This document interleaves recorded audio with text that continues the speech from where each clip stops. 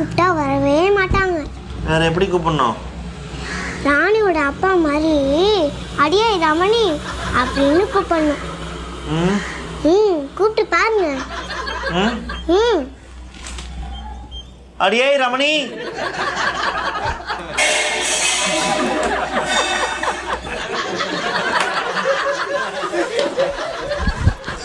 ரமணி ரமணி நான் கூப்பிட சொன்னேன், ரம்யா தான் கூப்பிட சொன்னா. ராணியோட அம்மாவை அவங்க அப்பா அப்படிதான் கூப்பிடுவாராம். உங்களுக்கு வேணும்னா ராணியோட அம்மாவை போய் அப்படி கூப்பிடுங்க. என்ன அடியன் கூப்பிடுற வேலையெல்லாம் வேண்டாம். என்ன விஷயம்? இன்னைக்கு என்ன சமையல்னு ரம்யா கேட்க சொன்னா.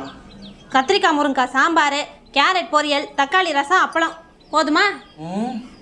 நல்லா இருக்கும். ஐயோ அப்பா, அப்படி எல்லாம் சொல்லவே கூடாது. வேற எப்படி சொல்லணும்? அடியே ரமணி உனக்கு அறிவு இருக்கா? கேரட் போய் யாராவது பொரியல் போடுவாங்களா?